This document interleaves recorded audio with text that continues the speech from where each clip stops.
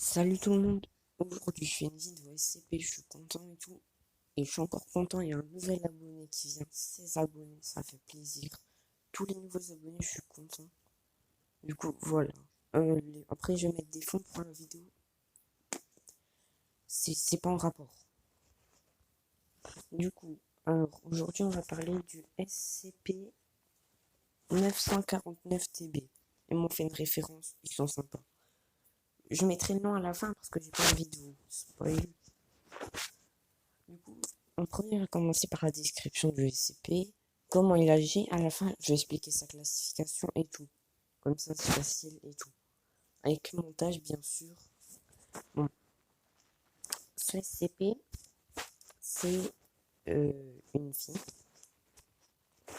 avec de l'acné, mais du coup, je vais par exemple raconter une histoire qui s'est produite avec une victime de ce SCP.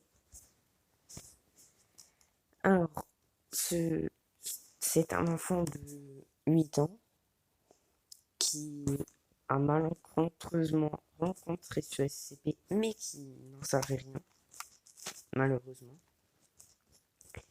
Il l'a rencontré sur le jeu là.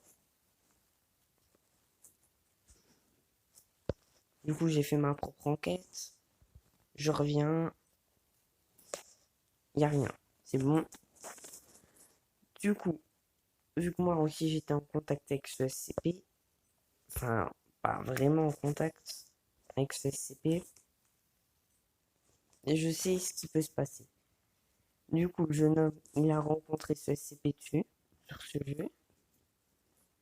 Après, le SCP lui a demandé d'aller sur une application qui s'appelle Snapchat. Du coup, il y était.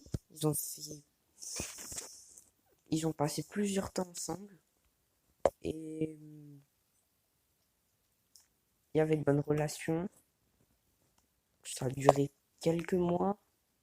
Après, il y avait de plus en plus d'engueulades.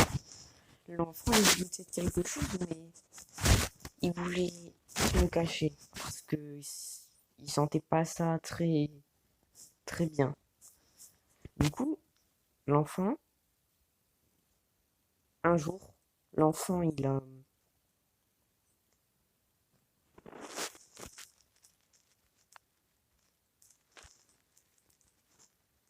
s'est engueulé avec elle.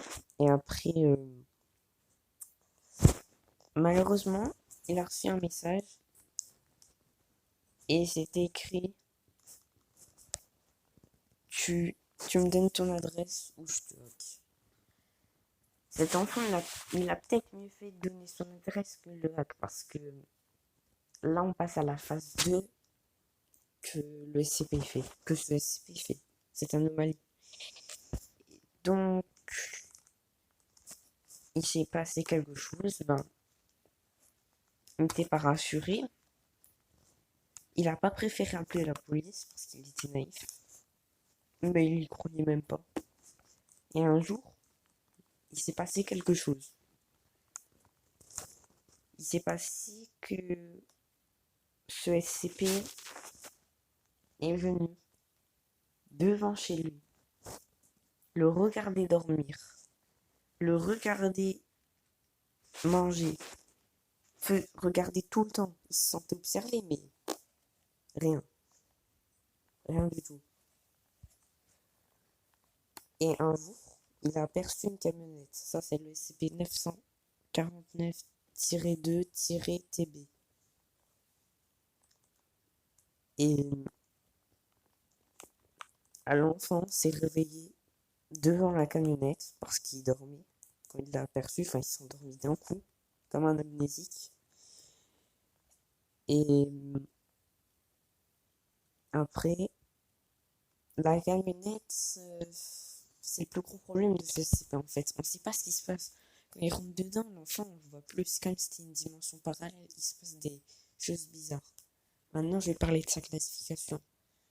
Ce SCP, il a été classifié en 2000 parce que, vu son niveau de dangerosité, c'est clair qu'il peut affecter plusieurs personnes. En fait, on vient de remarquer il n'y a pas longtemps que ça peut affecter plusieurs personnes.